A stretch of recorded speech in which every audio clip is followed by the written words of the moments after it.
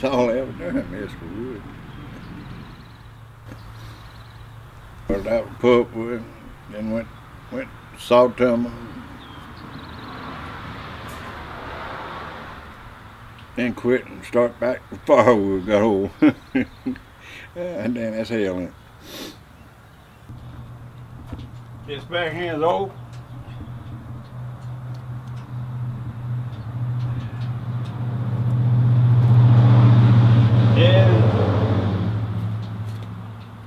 Most all this old hand's old. It's mixed, old maple, all kind of wood. Gum, all different kinds.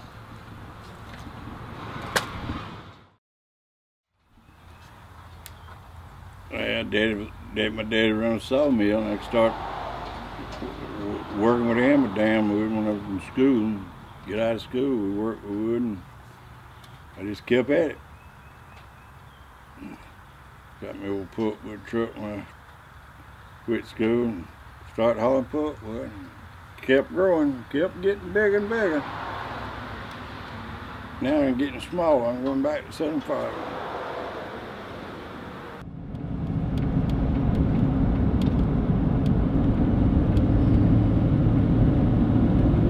Well, so if people like us didn't log, you wouldn't have the lumber to build houses.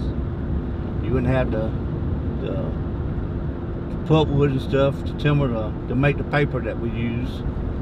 There's lots of paper used in the United States, all over the world, really. And it makes, I mean, and if you didn't, like, if you get a tract of timber, if you don't thin that wood and manage it, it won't grow. If you thin it, it doubles its size in 5 years.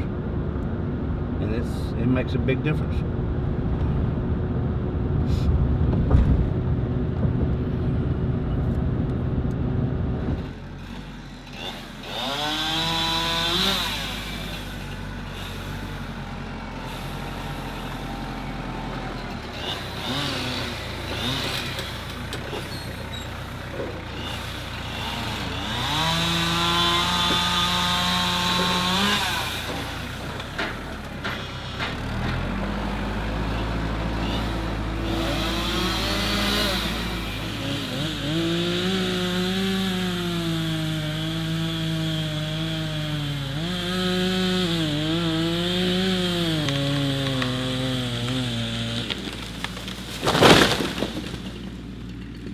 If you're not experienced and know what you're doing, you can very easily get killed.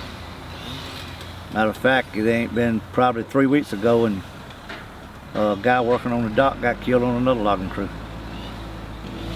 When that happened, it was really rough going back to finish that tract of timber up. It was rough, but I mean, you got to move on. You got to go on. You got to accept it and just go on with it. And that's what you do for a living, and you got to learn from that and move on.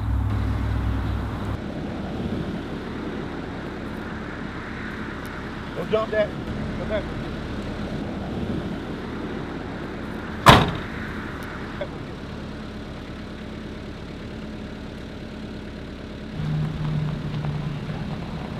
Well, me and my father went in business in 1977 together, but I've been doing it ever since I was 16 years old. It's changed a lot over the years. When we first started out, we cut 5-foot pulpwood, and we had to load it with our hands. And over the years, they built stuff to do all the work with you. Now, besides having machines, you have to cut down with chainsaws. You got machines to cut all the trees, and got machines to delimb them, and cut them out. Really, you got a machine that cuts the logs and everything. Really, the hands in the wood, they ain't got to do that much. It made a big change over the years. Granddaddy that's all they done ever since they was farmers, and they would cut pulpwood. He ran a sawmill, had his own sawmill. Saw lumber, but I think, as far as I know, he sawed the lumber to build all his son, daughter's houses. I think he sawed all that, and I know whenever I grew up and got to help him at the sawmill, we sawed lumber for lots of people to build houses. But back then, it didn't have to be inspected and graded and everything. But now all that's got to be graded and inspected, and you can't just take it off a sawmill and go do it no more. It sits back behind his old store building now. It used to sit right where our woodshed is at, where we sell firewood from. It used to sit right there when I was a kid growing up. Shoveled lots of sawdust, I know that. When I first started out helping my granddaddy, I made 25 cents. Work all afternoon, paid 25 cents. He'd buy you a Pepsi Cola and give you a pack of crackers. Back then, Pepsi Cola cost 10 cents, the pack of crackers cost a nickel. Oh, as the years went on, I got to working in what they call the bullpen, where you carry the slabs of lumber out, and I started making $2 an hour. I thought I was in the big money then. I was a little teenager and I thought I was getting rich. But Grandpa used to tell me he was the top man back whenever he came up.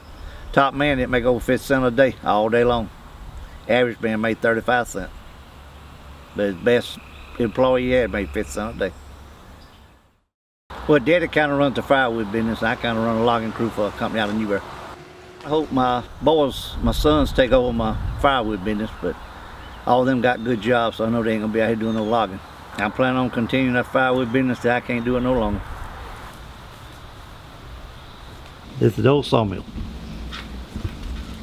Used to be a diesel engine that sat right over here to pull the mill. That pull the mill sat right over there, belonged to my daddy and my uncle. The sawdust pile was out that way.